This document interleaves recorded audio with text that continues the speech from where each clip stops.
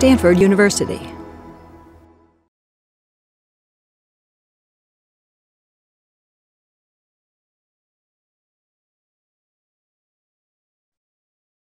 Welcome. I'm Dr. Tia Rich, Director of Stanford's Contemplation by Design program. In this session, Dekila Chungyalpa will be speaking to her topic, At the Center of All Things is Interdependence. Dekila Chungyalpa is the co-founder and director of the Loa Initiative, a capacity building and outreach platform at the University of Wisconsin-Madison for faith leaders and culture keepers of indigenous traditions who work on environmental and climate issues. Dekila began her career working on community-based conservation in the Himalayas and went on to work on regional climate change adaptation and free-flowing rivers in the Mekong region for the World Wildlife Fund.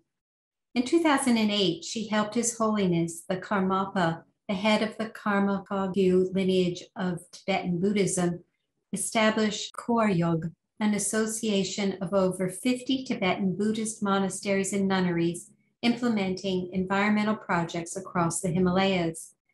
In 2009, Dekila founded and led the World Wildlife Fund's Sacred Earth, a 5-year pilot program that built partnerships with faith leaders and religious institutions towards concrete conservation results in the Amazon, East Africa, the Himalayas, Mekong, and the United States. She received the prestigious Yale McCluskey Award in 2014 for conservation innovation for her work and moved to the Yale School of Environmental Studies as an associate research scientist, where she researched, lectured, and designed what is now the Loa Initiative. We give a warm welcome to Dekila. Thank you so much for having me. I'm thrilled to be here and to be part of this great lineup of speakers. Really, it's wonderful and an honor. The title of my talk is At the Center of Everything is Interdependence. It's a topic that I've been thinking about ever since COVID happened, of course. But it also encapsulates everything I know and have learned from the Tibetan Buddhist tradition and from being an environmental scientist and working in the environmental field. So it's sort of come together really well. I am here in the Great Lakes area. I'm in Madison, Wisconsin. So I wanted to just pay my respects to the First Nations of this region, particularly the Ho-Chunk Nation, who were forcibly removed from this land. They refer to this area that I live in Madison as Tejok, which refers to the 4 sacred lakes that surround us. And I'm always so amazed by the dedication and the devotion First Nations people show to the land and to the environment that they belong to, that this is not just simply a transactional relationship, but that there is this deep sense of connection and belonging. And it's really evocative for me because of the lands that I come from. So I come from Sikkim in Northeast India. Some of you might have heard of it. It is a tiny seed of what used to be a Buddhist kingdom and is now it turned into a Himalayan state in Northeast India. And what I'm showing you right now is Mountain Kanchenjunga, which is the 3rd tallest peak on the planet. Some of you might know of it, but to be perfectly honest, most people have never heard of this. And it's always surprising because it should be famous given that it's the 3rd tallest peak. And there is a reason why. I belong to the Bhutia community in this region, and there are 2 other native tribes and native communities in this region, the Lepcha and the Tsonglimbu. And these 3 communities have fought off any kind of mountain climbing expedition for centuries, a couple of centuries.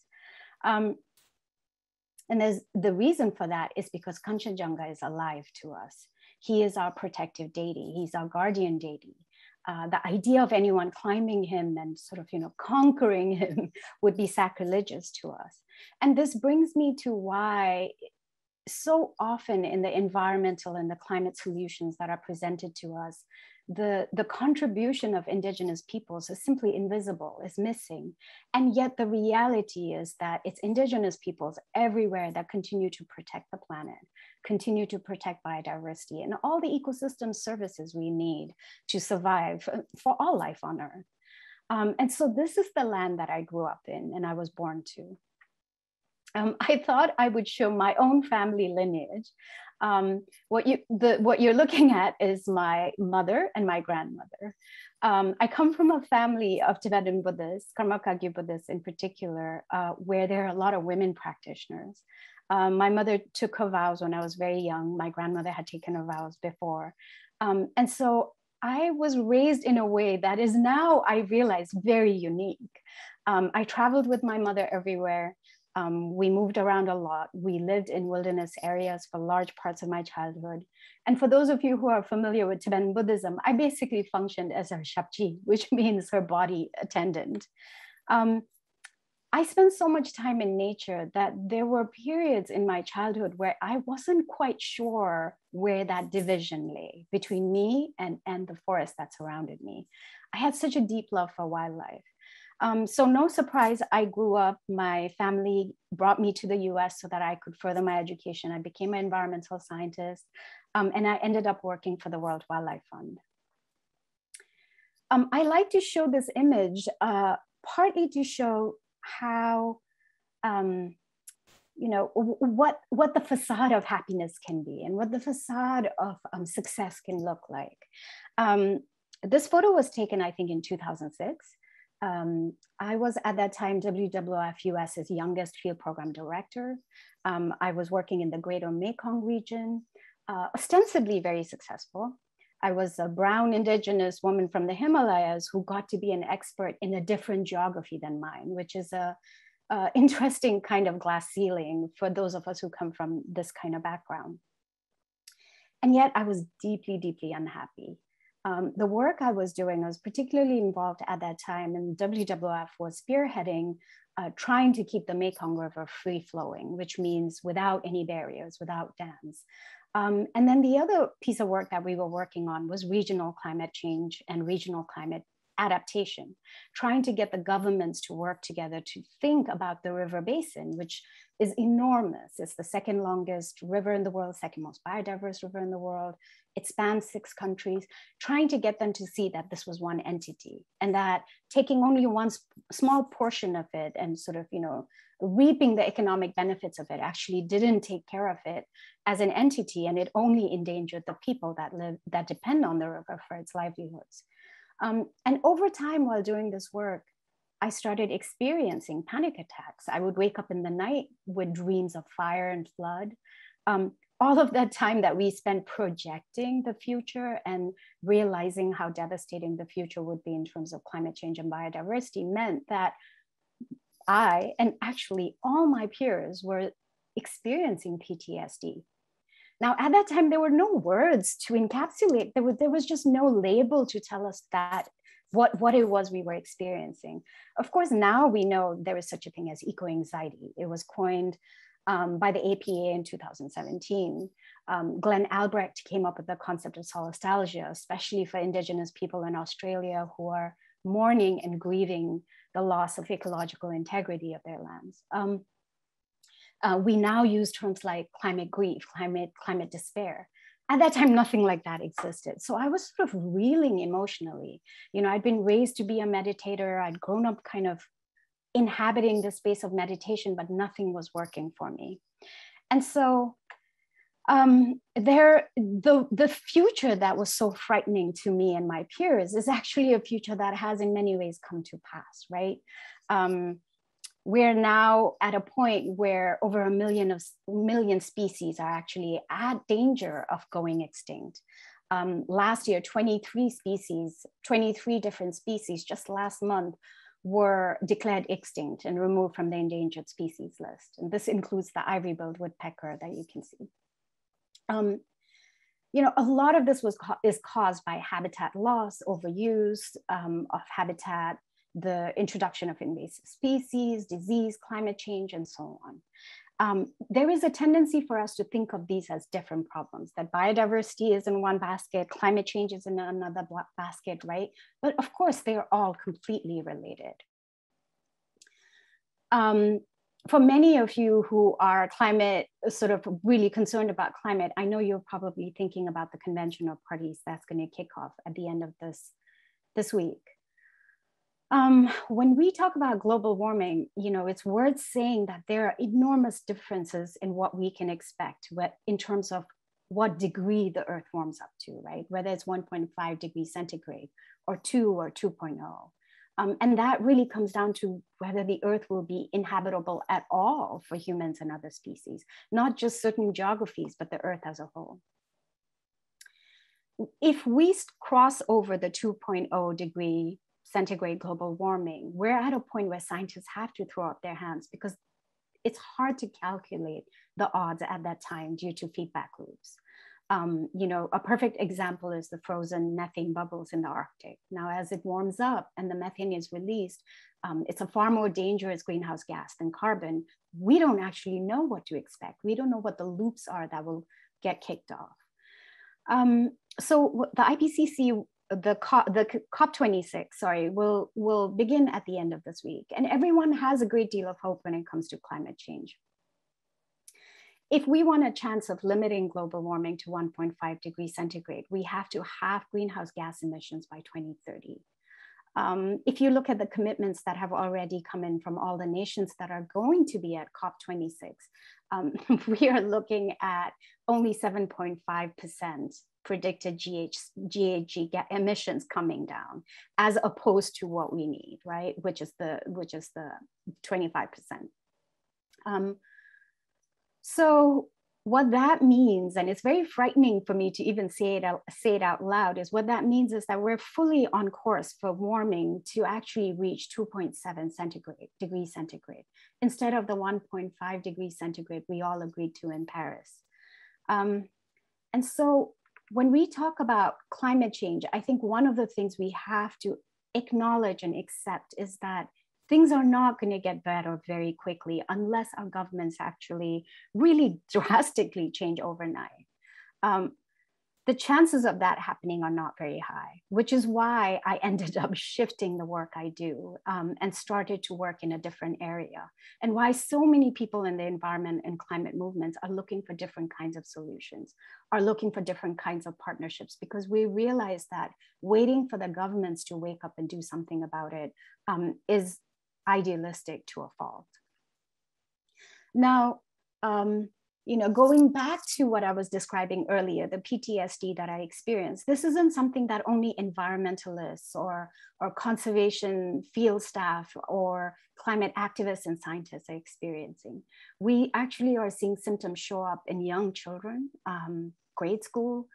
We see this particularly in indigenous peoples. We see this in peoples who are on the front lines of disasters. So there is this enormous new world that we are just waking up to, which is the world of mental trauma around climate change and environmental issues. I personally just feel extremely lucky because when I said I was experiencing all of those things, I had this opportunity to meet His Holiness the Karmapa in 2007, where he spoke about the importance of forest protection. And not long after, I had a meeting with him where he asked me to create environmental guidelines for Tibetan Buddhist monasteries and nunneries. I often joke that when this request came to me, I really acted as if and thought of it as, this instant fix for my future karma. I remember having this thought that, oh, this secures my future lifetime as a human being. And that's the energy I went with. Very transactional, right? So I went to Dharamsala and I worked with senior Khenpos, senior abbots and senior acharyas to design the environmental guidelines. And I really thought of it as a one-off thing. This was my vacation. I created this document. It was shared among all the monasteries. I did not anticipate it one bit that there would be a response back from the monks and nuns who received it. And what actually came back to us was that the booklet was fine and good, but they actually wanted training. And so on the spot, I had to create a 5-day environmental training for some very senior tukus and lamas and all of these monks and nuns that were representing at that time 22 monasteries. And so you're looking at how the representatives were actually identifying which issue they were most concerned about in terms of how it affected the Himalayas. And once that conference was over, they came back to us and said they actually wanted to organize themselves into an association so they could practice and lead solutions. And so in the Himalayas, you now have over 50 monasteries and nunneries that are doing environmental projects, measurable conservation outcomes, measurable climate mitigation and adaptation solutions. And so, forestation of indigenous species, messaging of wildlife protection in rituals, cleanup of rivers. This is Bagmati River after a flood in Nepal. And amazingly enough, in the last 5 years, we have monasteries that have dedicated themselves into becoming climate preparedness and disaster preparedness experts. So what you're seeing is monks actually demoing how you create a stretcher from their Zen robes and then place somebody and carry them into safety. And they're demoing it for different monasteries. So they've themselves ended up being trainers. The work was so incredibly powerful and it saved me, but it also created this movement of monastics who translated their prayer to protect all sentient beings from suffering into a very practical action. You could say, well, why does it matter? Tibetan Buddhism is such a small community in the Himalayas, right? What is the larger impact? And so I always like to show this map. This is a map that was developed by WWF. And so you're looking at the water towers of Asia. And I think this expresses to you why religion in general matters, but specifically in the Himalayas. You're looking at all the river basins that originate from the Tibetan Plateau. And I'm going to go left to right. So you're going to see Indus, Ganges, Brahmaputra, Irrawaddy, Salween, Mekong, Yangtze, and the Yellow Rivers. All of them originate in the Tibetan Plateau. Up to 40% of the water in some of these river basins come from the melting glaciers up there. So when you think about climate change and the fact that the Tibetan Plateau is warming twice as fast as the rest of the world, that you can imagine what the impacts are like for the 1.5 billion people that live in these river basins. And in these regions, Buddhist monks and nuns have a great deal of influence, especially in the Tibetan Plateau and the Himalayas. They are able to influence where roads go. They, of course, influence everyone at the household level, including my family, right? When do you get married? What do you buy? When do you build your house? And so on. But also at a policy level, they actually have a great deal of sway. So for us to ally with faith leaders in the Himalayas woke WWF up to the power of working with faith leaders elsewhere as well. And so in 2009, I was able to launch this program called Sacred Earth, where we worked in East Africa and the Amazon and the Mekong and the United States with evangelical preachers as well. And it ended up being very powerful. There were two questions that I received again and again from faith leaders, or two requests that I heard again and again from faith leaders. The first was a desire for what they thought of as a safe convening space where they could work with scientists as equals, where they weren't talked down to, where they weren't asked to discard their worldview or their belief system or their origin theory, right? But origin story, but they were actually invited as collaborators.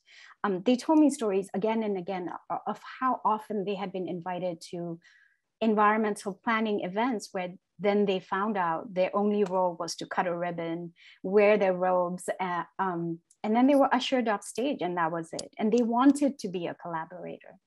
The second request that I got again and again was that they wanted to have scientific training.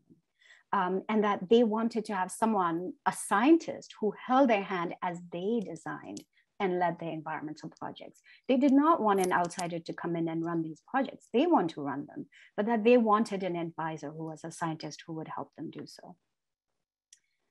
Now, when I had to make the argument to WWF, especially the board, of why working with faiths was powerful, this is the list of what I came up with.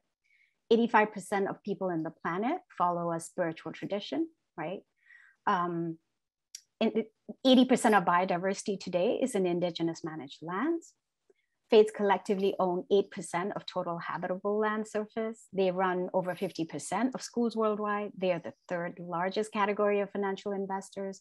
And the Catholic Church is the third wealthiest property owner in the world. So there are all these, transactional, once again, reasons for why we would be working with faith leaders. And that it really points to what a blind spot we in the science world have towards religion, right? But my deeper argument for why we needed to work with faith leaders is this, and I think Bill McKibben put it really well. Faith institutions and communities of faith are still able to talk about purpose of human existence in a way that's much, much, much greater than the constant accumulation of stuff. And I think this is at the core of why it matters, why we who are in the contemplative world in any way, we who are in the religious world or in the faith space can really contribute to this dialogue, because we in the planet are locked into a system of overconsumption. And so this is one area where I think it's absolutely critical that we turn to wisdom traditions to learn from and to adapt ethics in particular, and also our values from, right? So I was lucky. I was given enough funding and an award at Yale that I actually got to sit for a couple of years and design the Loa Initiative. I was invited by Dr. Richie Davidson, Dr. John Dunn, Jonathan Patz, Paul Robbins, and others at UW-Madison to come create a program. The vision of Loa is really simple. So based on everything I learned during the last, I suppose my entire life, the vision is that inner community and planetary resilience are interdependent. And you cannot achieve any one of these goals without working on the other two.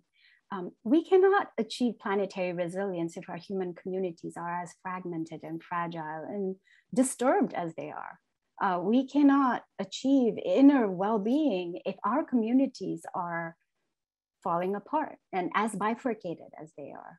And so there is this interdependence between who we are as individuals, what our communities are like, and then how the planet is doing. And by siloing them and treating them like different problems, I think that's actually partly the root cause of why we're in the mess we're in today.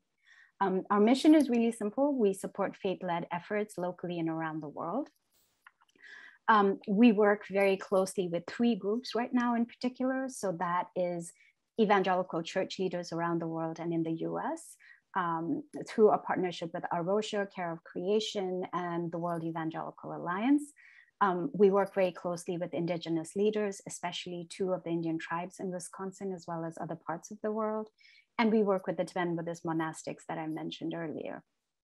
The criteria for working with these 3 groups is interesting because it actually is, I decided to look at, when it came to faith communities, who was ignored and who was present. And it turned out that these were the groups that were least visible when it came to mainstream climate and environmental efforts. We have 2 other activity streams besides the capacity building. I think it's worth mentioning that one of our areas of focus is eco-anxiety and climate grief. Richie, myself, John Patz, and Paul Robbins are designing a course next year at UW-Madison that actually teaches students how to identify the symptoms, and then teaches different methods for how they can counter these emotions.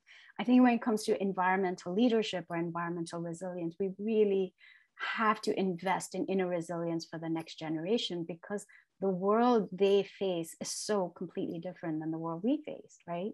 And the future that we imagined and have.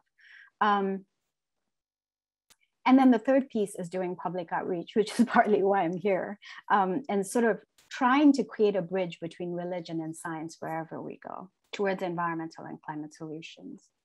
People ask me all the time whether there are practical, measurable impacts of working with faiths. And while I'm not taking credit for this, what I do want to point out is yes, for all those reasons that I mentioned earlier, including faiths being the 3rd largest financial investor group in the world, right? So when it comes to all the fossil fuel divestment that has happened till now, faith communities are 30% of that, and they make up the largest share of the divestment pledges so far. And that is just one example. So I'm going to talk a little bit about what has happened this year and kind of what it, going back to this idea of interdependence and having a philosophy that weaves all of these issues together. Some of you might have seen this headline this year. It was incredibly jarring for me to see this headline because it made me realize that, even now we have such embedded injustices in terms of environmental and climate impacts, and that we still, all of this time, we've been able to other and ignore the suffering of people far away, right? Like Bangladesh, people in Bangladesh, so far away, it doesn't affect us. People in Haiti, it's so far away, it doesn't affect us. But the problem has arrived here. It's at our doorstep. I mean, last year was incredible. This year was incredible, right? Record-breaking heat waves, record-breaking drought, record-breaking forest fires, record-breaking ocean storms. And still we are not able to galvanize a climate policy. And I think it makes me think a great deal about Audre Lorde. Some of you might be familiar with this essay that she wrote, "The Master's Tools Will Never Dismantle the Master's House." She wrote this essay, I think sometime in the 1980s, when she was invited to this enormous NYU talk on feminism in general. And she assumed that because the topic was feminism, there would be representation of, feminist view from the third world countries, from the Black women experience, from, the lesbian perspective and so on. Like, she imagined there would be this enormous diversity. And what she actually found was that she was the speaker that was expected to hold all of that together. And so she wrote this essay to talk about how if we are an afterthought, that if we are treated, those of us who are suffering and those of us who are expected to carry the water in some sense, those of us who are expected to represent our people are treated as an afterthought, that solution that is presented to us, that space that is presented to us is not designed for us. And we need to come up with different kinds of tools to address these issues. And in the last 2 years, this has actually become a meditation for me, right? As a third world woman, as a brown woman, as an indigenous woman, a Bhutia, and so on. That for the most part, when we talk about climate change and environmental issues, we do not center the people who are suffering the most when we think about the solutions. They are very much an afterthought. It's apparent in the convention of parties that's going to happen this Friday, right? Where the countries that are most devastated by climate change actually have the least influence in terms of what is agreed upon and what is presented. And that there is a real, when it comes to climate change and environment issues, we really have to look at it from a lens of justice. And we have to look at the historical underpinnings of why we are in the mess we're in today. And that brings us to our, deep sort of, in many ways, kind of the history that we've stuffed down and wanted to just say we've all gone over it and we're moving forward, which is the history of colonialism, right? Colonialism allowed us to create a system and exported a system that was based on the extraction and exploitation of resources, including human beings as resources, right? And capitalism then has taken that only further. When we look at the neoliberal global model, what do we see? Going back to the idea of a facade, we see the facade of the plenty. For those of you who go into a grocery store and get stuck in the cereal aisle like I do, where I'm just trying to pick a cereal and there's just too many choices. It's a sobering realization that 11 companies own everything in that grocery store, that this is a false sense of abundance that is presented to us. And that is what neoliberalism has done, right? That for the most part, they've taken that colonial model of extraction and exploitation and actually really kind of taken down every barrier you could have to monopolies, taken down every barrier you could have to sort of rampant growth, and then just run unchecked with it. And so if that is the history, if that is how our systems were created, how can it be a surprise to us that environmental racism is just so rampant, just so obviously inherently here, right? you look at Katrina, you look at what's going on in terms of who lives next to coal mines, who lives next to waste dumps, where is the nuclear waste being actually sent to, right? The idea that those are wastelands. And you think about who then is seen and treated and kind of devalued as you know, expendable people, right? I think this is a graph that I know a lot of people really suffer when they see it, because I think this graph really demonstrates it. Who actually suffers the consequences, right, when they are not responsible for the pollution, and who gets to get away with ignoring and avoiding the consequences when they actually are responsible for the pollution. And I think this graph really demonstrates that.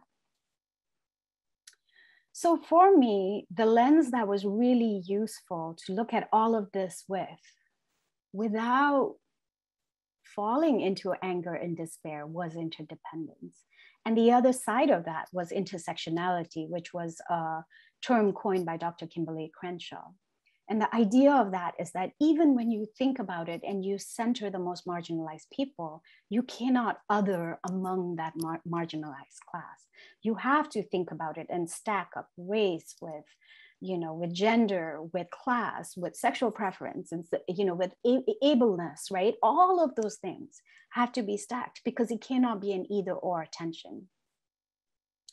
And I think it really matters for us, and for those of us who are trying to come up with solutions, to think about justice as going deeper than reparations and even land back, which I know a lot of people think is so radical already.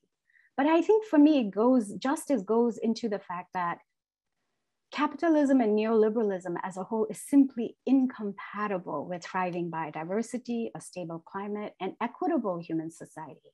So we have to move beyond that. Whether we forced to or not, whether we want to or not, we're actually forced to radicalize ourselves and do it in a way that is compassionate and that is kind, right? Because we don't want to fall into the trap of othering, like so many have done ahead of us, right?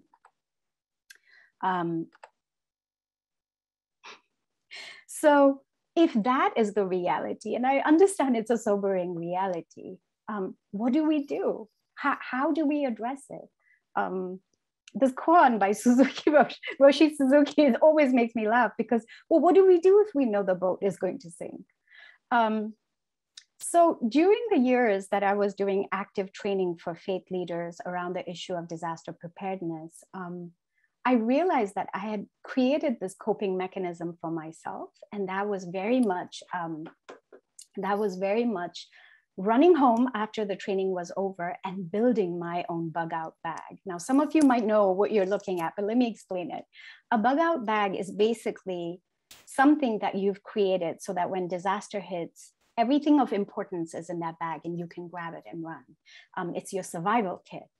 And so every time I would do these week-long trainings, I would come home and I would unpack and repack my bug out bags.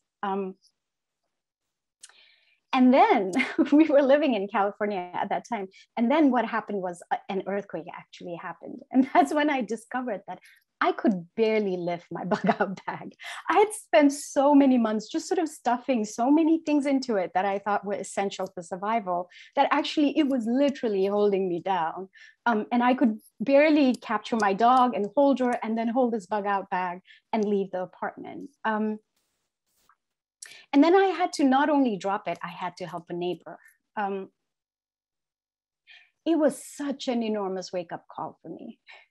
It sort of, you know, brought me back to all the teachings that I had been kind of, in many ways, just absently listening to all those years my mother was teaching to her students, about the attachment we have to comfort and about the attachment we have to our own idea of stability, right? That our deepest desire, deepest longing is life is stable, and that life is, you know, that it's comfortable for us. And change is very unstable and very uncomforting for us, right?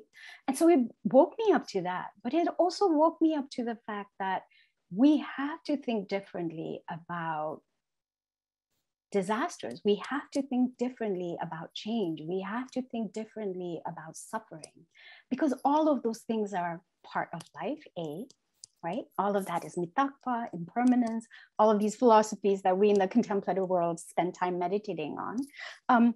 But B, that they are actually all things that are going to come whether we like it or not. There is going to be migration whether we like it or not because of climate change. How do we not enter this world where we perpetuate what neoliberalism has told us, which is, the world is filled with scarcity. You need to grab what you can for yourself in order to protect that in-group that you love, which is your nuclear family. Everything in nature actually tells us the opposite of what these systems tell us. And so I think that, brings me to the idea of like, what is that lens of resilience and how do we build it for one another? How do we build it for ourselves and our communities? One of the things I love about resilience is that it means almost exactly the same thing, whether you look at it from different fields or not. And that's rare, right? Pedagogically, that's rare. So it's not only means the same thing, it implies that we don't go back to the way things were. The idea of resilience is not that you weather the difficulty and then you go back to how things were. It is that things have changed, but you are able to weather the difficulty and that you are able to weather other future obstacles and difficulties that might arise.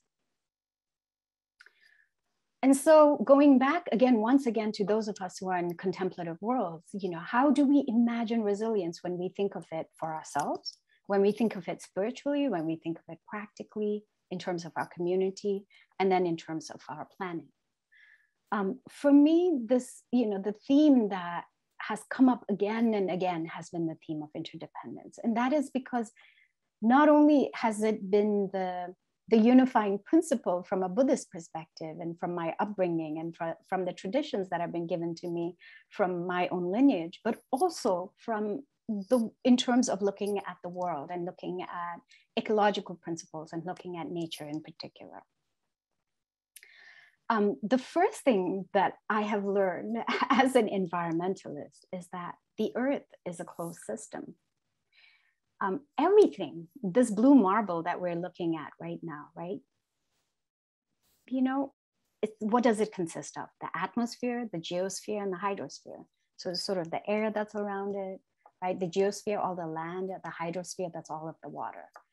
Nothing material actually naturally leaves this space, this marble, or enters it, except for an occasional meteor or maybe a few billionaires. And so whether we like it or not, the people we love, the people we hate, the people we despise, all of us are actually locked in here. And we are constantly recycling into one another. We're born, we live, we die on this planet. Materially, we're constantly recycling into each other. And so isn't that an incredible rule of interdependence? Whether we like it or not, we give to one another and we take from one another, right? The second principle is that of diversity, decentralization, and adaptation. Nature always designs around these principles. The more diverse an ecosystem is, the more resilient it is. The more diverse a species is, the stronger it is, right? You look at herds, you look at genes, you look at ecosystems, you look at types of habitats in every case. It's also true for decentralization. The more decentralized, think of mycelium, for example, right? The fungi network that happens underneath. Think about how trees actually give nutrients to one another under the soil, right? The more decentralized we are, the richer we are, and the more adaptive we are, the more resilient we are. And finally, we evolve towards adaptation. The species that are most adaptive are always the species that survive the most. And so nature has these principles that once again calls to us to unify and not see one another as competitors, right? And then I think something that I absolutely love is nature recognizes no divisions. This painting is a painting by Christy Belcourt. She's a Métis artist, and the title of the painting is "The Earth is My Government." We have a tendency to create boxes in our mind. We have a tendency to say biodiversity is here, climate is here, deforestation is there, right? That this is pollution versus this is deforestation. The reality is nature actually intermixes all of these issues. Think about coral reefs and dangers to coral reefs. So think about forests, how they actually create rain and how they hold up soil and how they also sequester carbon and how they provide us wood and how they provide us habitat. And this idea that we humans have, that we can actually break a forest down into economic value and simplify matters, right? Immanuel Kant talked about how our brain loves to categorize our surroundings, but that actually those perceptions of the world are not the world. And so I think one of the things that nature teaches us and reminds us again and again, just as our practices hopefully do, is that there are no divisions. Everything is unified and everything is interconnected and interdependent. This is my final slide. So I think in conclusion, there are a few things I want to say. Recently I've seen this rise of the term Anthropocene. And I think going back to the eco-anxiety I was describing and the climate grief I was describing, I worry a lot about that term because there is a tendency to then really inflict self-hatred on us as human beings. In the long time that humans have existed on this planet, the amount of time where we've really damaged the planet is simply a blip in that timeline. And so we have to be able to forgive ourselves for what we've done and kind of reverse where we are in terms of the world and we've created and the path we're going on. Flagellating ourselves, right? Creating the self-hatred only furthers and creates a greater bifurcation amongst ourselves. Creates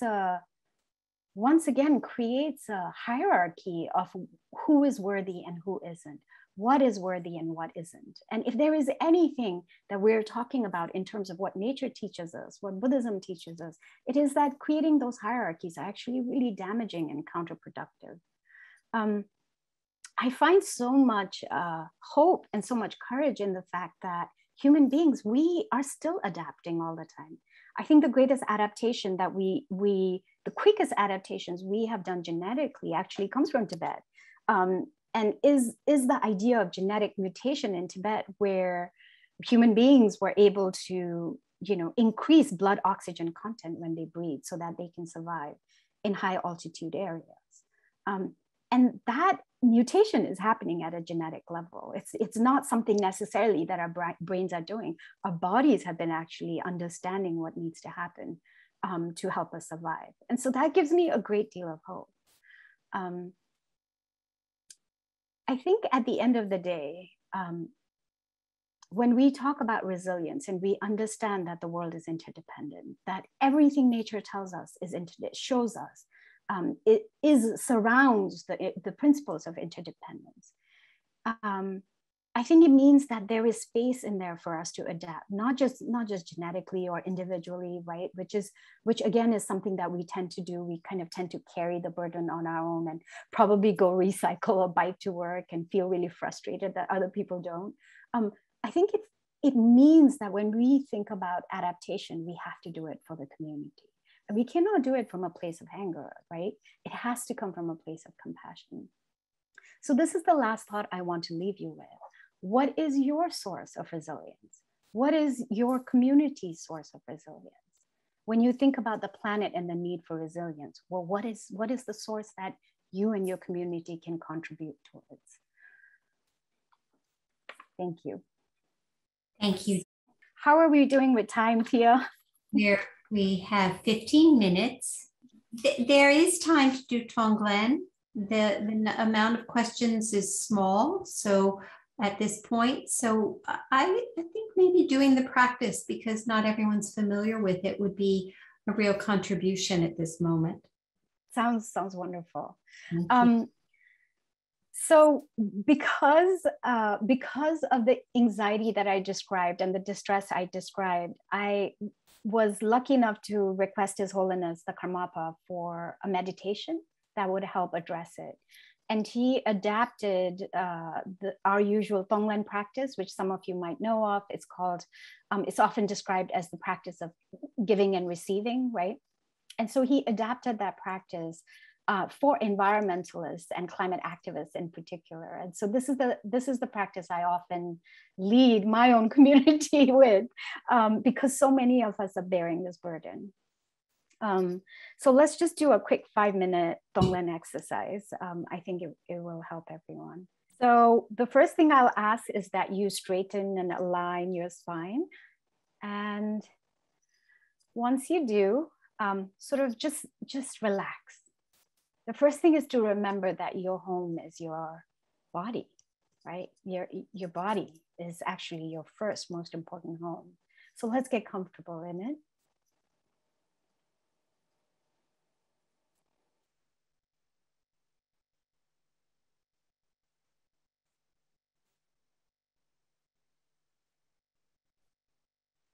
And once you are there now, you're awake, you're inhabiting your body.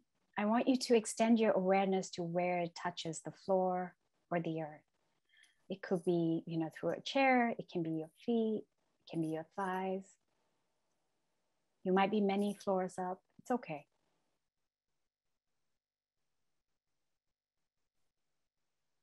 Be aware of how you're rooted to the earth, of how the earth holds you up, unconditionally holds you up.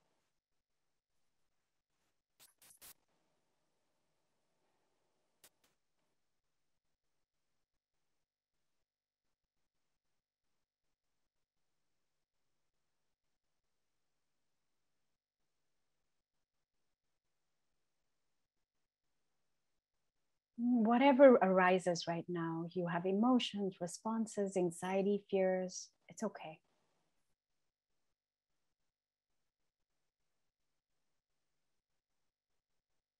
Just let it flow out of you and into the earth.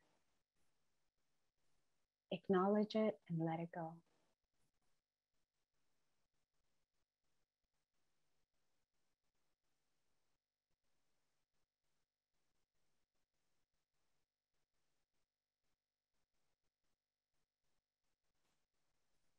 As you're breathing, notice the incoming breath that's entering your nostrils, your mouth, filling up your belly.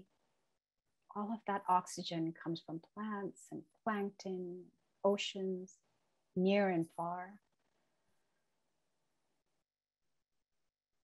And you're breathing in the earth's unconditional compassion and love for you. And so breathe in compassion from the earth and breathe out gratitude.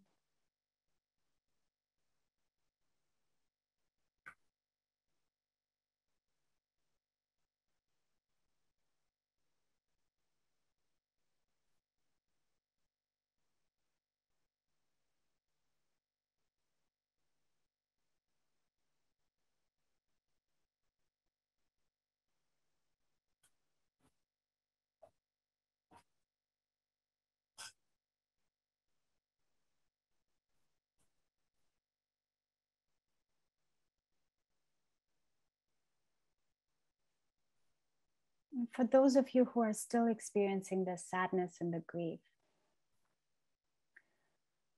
I want you to take a moment to just acknowledge it. It's a coping mechanism. It is rightfully there.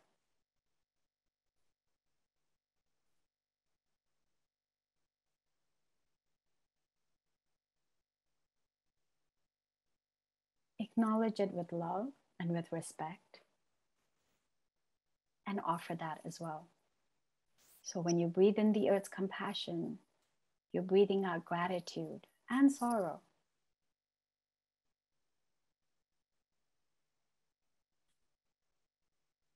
And treat it with tenderness.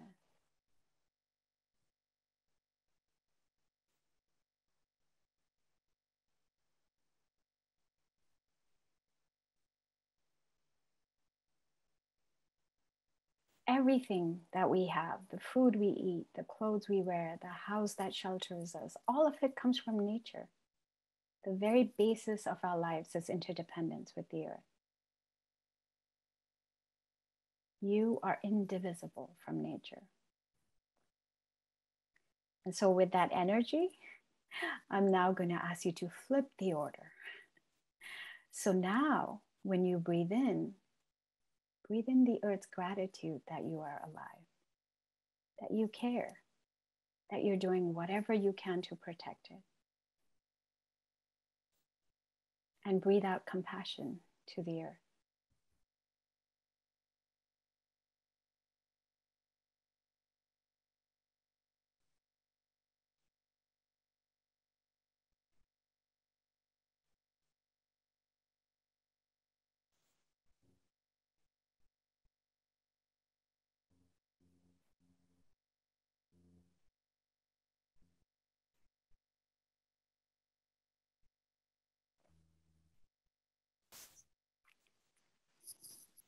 I hope that helps.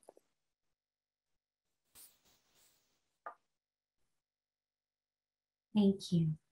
The power of the breath and the ability to look toward the earth and then look at the relationship towards us from the earth really stand out as the features of the practice. Could you speak more to the invitation and the invocation of experiencing the earth expressing gratitude towards us?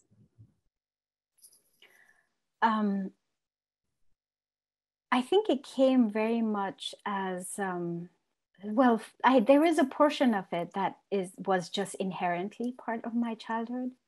I think I described in the talk that for periods of my childhood, I remember not necessarily seeing that difference between human beings and nature.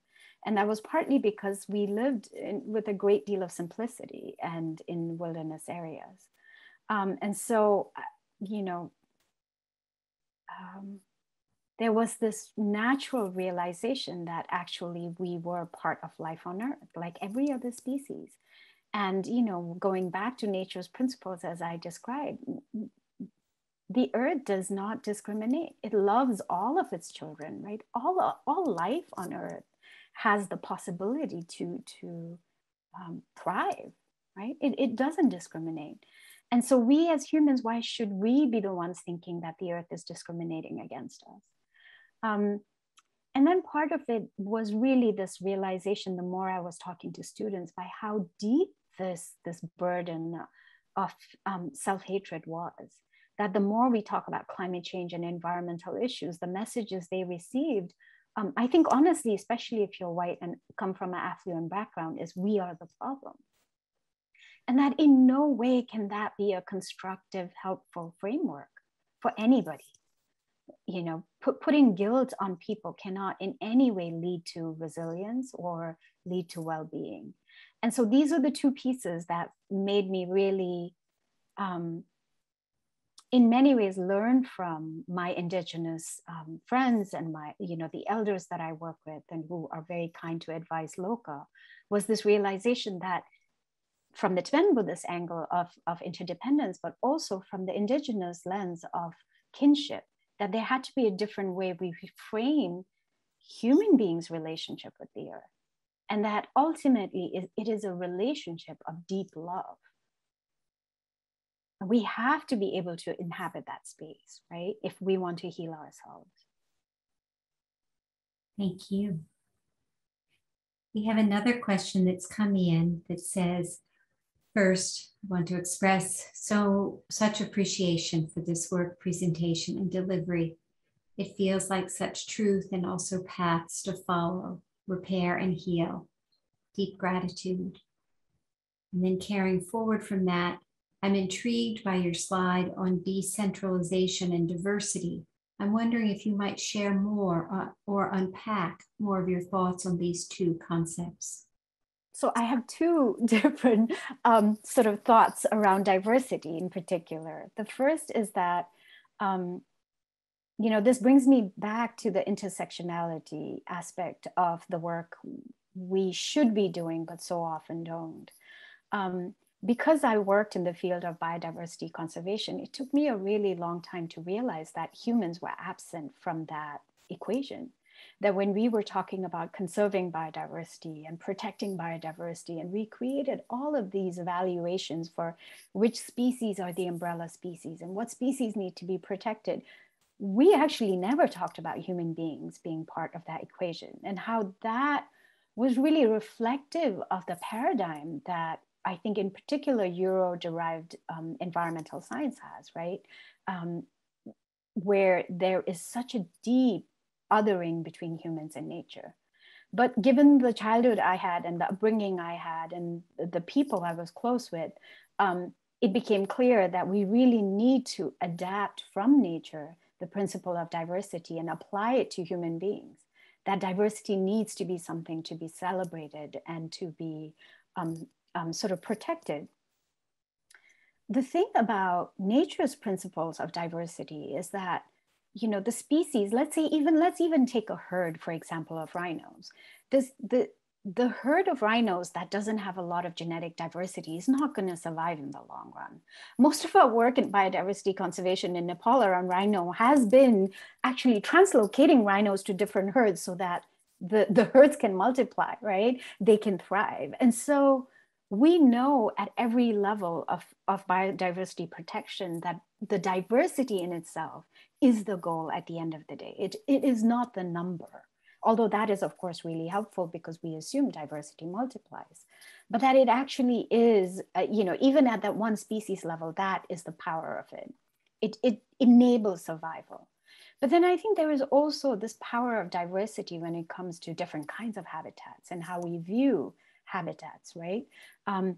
Our own perspective of what has value and what hasn't. How often we look, for example, at deserts and assume that those are wastelands, when actually there is enormous diversity even in those habitats. So for me, often the diversity ends up being a mirror that kind of shows us where our handicaps and where our blind spots are, right? And then I think when it comes to decentralization, to me, I'm always just kind of blown away by the species that are swarms and that think like swarms, that function like swarms, because it seems to me that actually human beings are so much like that. And you know who's figured it out? The private sector has figured it out. That's why they market to us the way they market to us. That's why ads work the way they work, right? They figured out that we are swarms. We do think like herds, and we want to, for the most part, assume we're independent and decentralized, but at the same time fight to centralize. And so I think there is this really interesting tension between us thinking we are decentralized, but kind of following orders without knowing we're doing so. And so embracing decentralization, embracing independence at that level in a very conscious, deliberate way means that we actually in many ways let go of the facade of the world that's presented to us. And I think it's a really powerful, maybe frightening, but a really powerful and honest way of grappling with these enormous issues that are presented to us. We lean into the diversity. We lean into the decentralization. It does nothing but strengthen us as a community. Thank you. We'll have one last question, if we may. Thank you for your wise and gentle talk, where you speak about interdependence in relation to our environmental crisis. Could you speak about how the Buddhist idea of emptiness may play into this topic, either for you personally or in the larger picture? Perhaps extending what you spoke about with the humorous birthday card and the right. Dalai Lama's birthday. I'm going to preface this by saying I am not a Buddhist teacher. In no way am I qualified to give a teaching on emptiness. Please, anyone who hears me should know how absolutely deficient I am. And find a lama and a teacher to actually hear a good teaching on emptiness from. I think for me, the part of emptiness that's really intriguing, brings me back to the image I showed you of the earth, right, as a closed system. This idea, this attachment we have to our own selves, this idea that we are just absolutely impermeable, this thing, right, this thing that exists by itself. I mean, when you look at the earth in the way that image shows us, that all of us are just born and die and reborn and kind of materially moving into one another, decomposing, becoming part of a tree that gets eaten by insects, that then, you know, like when you think of it in that way, to me, that is the principle of emptiness right there.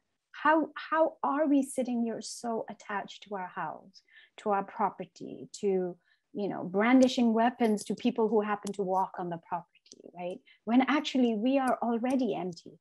We don't have a self that exists by itself. We don't have a self that can survive even for a moment without oxygen, right? Where exactly is that distinction between when the oxygen hit my lungs and I exist? You know, where is it? Is it when the oxygen is all the way in my body? Is it when the oxygen touched my nose or my mouth? Where does that line between the self and everything that's around us exists? And so when I think of it in that way, and then I add, of course, the layer of impermanence that we, you know, I know this, okay, maybe I shouldn't say this, but being Tibetan Buddhist, we of course lean into death and dying, and it's our favorite topic, right? So we are very much in that preparation mode of death and dying and what comes beyond. Then there is such great joy and release in being able to let go to that attachment we have to ourself and our things, right? The freedom that gives us to not have to worry about those things. You know, if everything is illusory and if everything is empty, then we can let go about worrying and sort of, you know, going back to that false idea of scarcity and the false idea of competition and just be. And that allows us to love everyone and everything without being angry and without hating. I'm not saying I've figured it out. I should just pause and say, I have plenty of moments where I'm raging, right? This week in particular, because of the convention of parties. But I think it gives us this resting space in our contemplative practices to come back to a place of unity and love. I hope that helps. I apologize.